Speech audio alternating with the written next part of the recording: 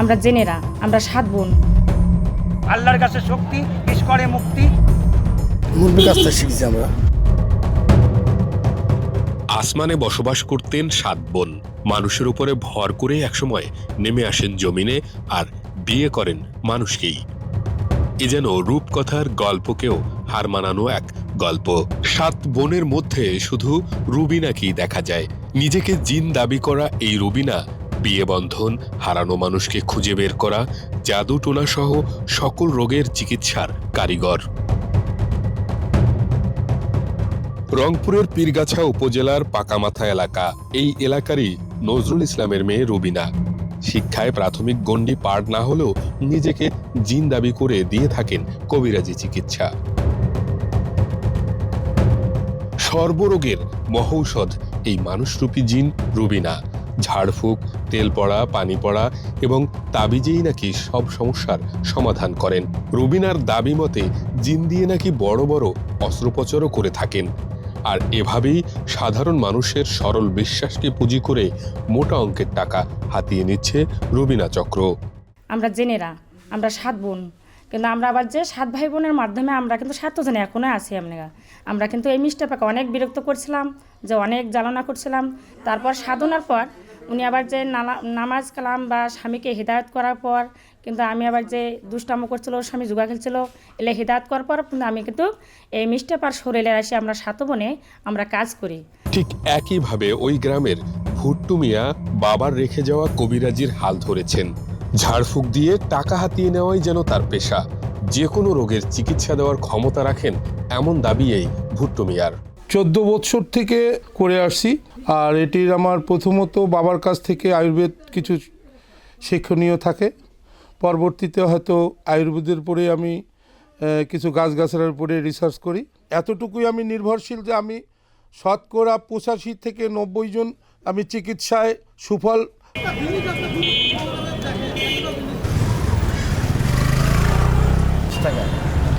শুধু ভুট্টু মিয়া একা নন, তার হাতে গড়া 3 শিষ্য সদর পেয়ে বাজারে বিক্রি করছে তাবিজ কবজ। অ্যালার্জি, দাড়ি অ্যালার্জি, মাথা অ্যালার্জি, কোমরের বিষ। অতিরিক্ত যার বিষ আছে কোমর দেবেন 1 পিস। আল্লাহর কাছে শক্তি, বিষ করে মুক্তি। আল্লাহর কাছে শক্তি, ঘনমত মুক্তি। ডায়াবেটিসের কাজ করবে গাছখানা। একটা দানা লাগাবেন, আল্লাহর কেমিক্যাল গাছ। চিন্তা করবেন, চিন্তা করে দেখবেন, করবেন, দেখবেন। করে আমার গাছটা নেওয়ার চিন্তা করবেন, কোনো ভাবনা করবেন না। আল্লাহর গাছ এখনো আসে, আল্লাহর হিকিমি গাছ এখনো আল্লাহর পৃথিবীতে আসে।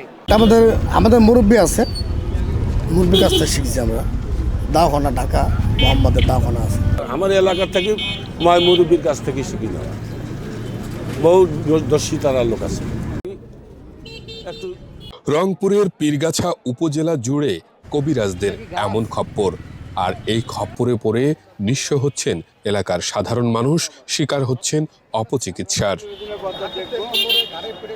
সে আমার করছিল, বাড়ি বন করে দিছে, চিকিৎসা দিছে, ঔষধপাতি দিছে, তাবিজ তুমিয়া দিছে। হ্যাঁ, ভালো নাই। ভুয়া চিকিৎসা, ভুয়া কবিরাজ সাজিয়া এইরকম এই ভালো মানে কবিরাজ, এদের নাম দিন দিন হারে যাচ্ছে আর কি। একটা হকারগিরি করি বেচতেছে, তাই নিলাম একটা, বিশ্বাস করি, দেখি কাজ হয় নাকি। ভূত ধরার নামে রোগীর শরীরে আঘাত, অর্থ আত্মসাৎ, নারীদের সাথে অশ্লীল কাজ করার অভিযোগ অনেকবার উঠলেও কোনো আইনি পদক্ষেপ নেওয়া হয়নি এই কবিরাজ চক্রের বিরুদ্ধে। কিছু কবিরাজি যারা সঠিক চিকিৎসার নামে ভুয়া চিকিৎসা দিয়ে সাধারণ জনগণকে কষ্ট দিচ্ছে, বাজে বিজ্ঞপ্তিগুলো যেন প্রচার করা না হয়, তাতে আমাদের সাধারণ জনগণ হ্যারাসমেন্ট হচ্ছে, আমরা তার দৃষ্টি আকর্ষণ করছি। দেখা যাচ্ছে বলে কি ভূত ধরেছে, জিন ধরেছে, ধরে এইরকম করে তাবিজ দিচ্ছে, ওষুধ দিচ্ছে। এমনকি দেখা যাচ্ছে যে এমন পেটাতে অজ্ঞান করে দিচ্ছে। তাই এই বিষয়টা নিয়ে আমরা সাধারণ মানুষ অনেক নির্যাতিত হচ্ছি। তাই আমরা প্রশাসনের কাছে অনুরোধ করছি যে এই যে মিডিয়াগুলো এগুলো প্রচার করছে, সেই মিডিয়াদের সঙ্গে কথা বলে এটা অবশ্যই একটা সমাধান টানা উচিত আমরা মনে করি। এতে করে আসলে আমাদের ব্যাপকভাবে সামাজিকভাবে অবক্ষয় হচ্ছে। এই সামাজিকভাবে অবক্ষয়ে কারণটাকে প্রতিরোধ করবার জন্য আমি প্রশাসনের কাছে দৃষ্টি আকর্ষণ করছি। মানুষকে প্রতারণার ফাঁদে ফেলছে প্রশাসনের নাকের ডগায়, তবুও ব্যবস্থা গ্রহণ না করায় দিনে দিনে বেড়েই চলছে তাদের এই অপকর্ম।